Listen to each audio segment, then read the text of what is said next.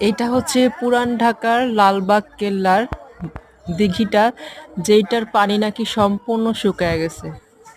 এখন শুধু ঘাস আর ঘাস। কি বিশাল দিঘি!